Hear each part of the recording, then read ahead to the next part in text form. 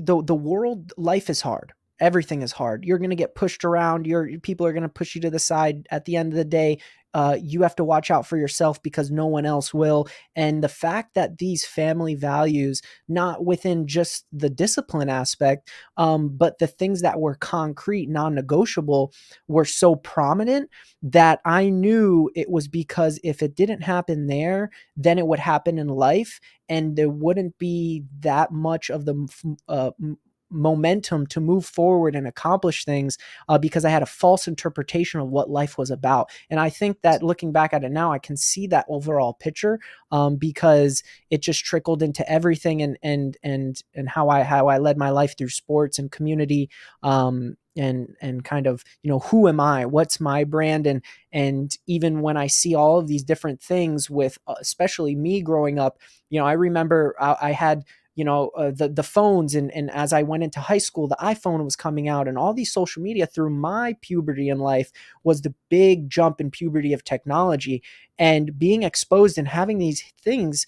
in our hand, and just being able to see the world in a snapshot and believe that these all things that we see are all real, would deter us from who we are and what our brand is and how we add value to people and how we add value to our community.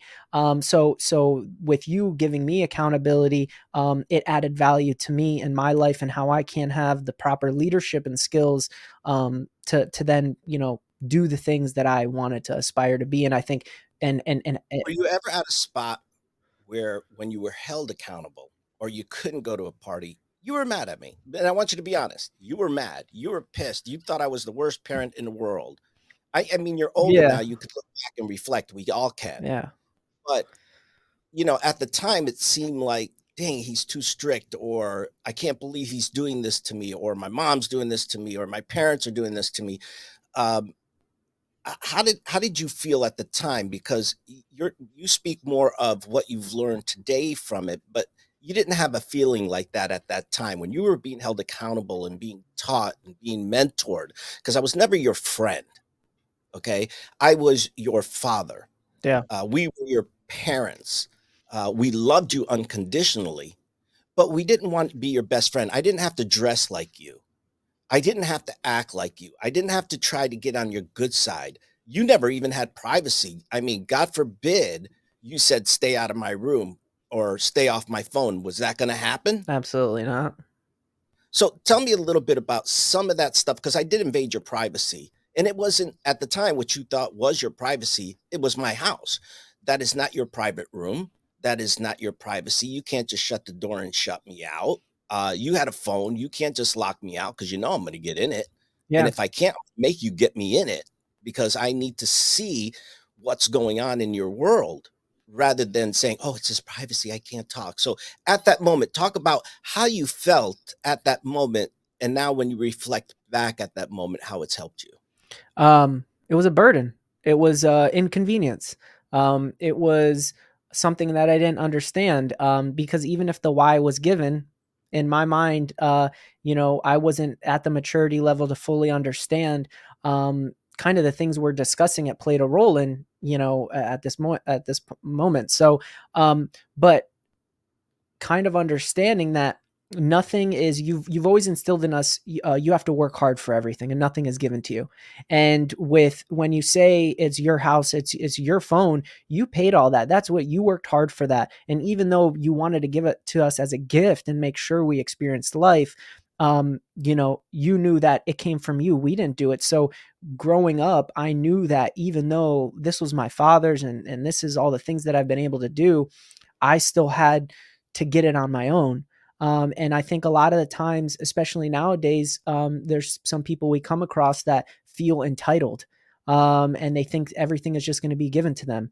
And with that false interpretation, a lot of um, bad things can kind of come with the association of thinking things are going to be handed to them, because the real American dream, your parents came over, especially you being an immigrant, you knew the value of working hard and creating something for you, especially with the being an entrepreneur yourself. And nothing was handed to you. You had to work hard. And I think, people sometimes have to experience the rough in life or the rut in life or whatever you want to call it to then understand what the pinnacle and the accomplishments truly bring when it comes to success and happiness. Because if it's everything's been handed to you, it's taken advantage of, and it's not treated with the same importance. Were you there? And by the way, you've grown up quite a bit. You're so profound. I love it. So whoever you met, your real father or whatever in life, he must have really mentored you well. But they always used to say, "Dad." I'm like, I am not your Okay. dad. But I would look at him and say, "Your dad That wears was a when I brown asked. suit." That was when I Delivers asked you for money. You yeah, said no. You no speak English. I don't know. I would say no speak English, or I tell them their dad wears a brown suit and delivers packages. Uh, and also too, when you asked me for $20, what was my comeback? $10. What do you need $2 for? But here, at the other point, though, I also showed you how to negotiate, because you guys, if you needed $5, you would run to your mother and say, "I need $5." And what do you think her response was going to be? No. Same What? as mine. No. What do you need $5? No, Yeah. Exactly. Yeah. Yeah. Or the same. Yeah. so I'm so stupid because I would pull him aside and said, "Let me teach you how to negotiate. If you need $5, go and It's ask him for 30. 50. Yeah.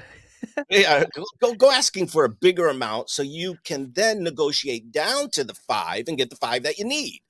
So I was kind of silly in my own way, but in every, you know, accountability, there's a lesson.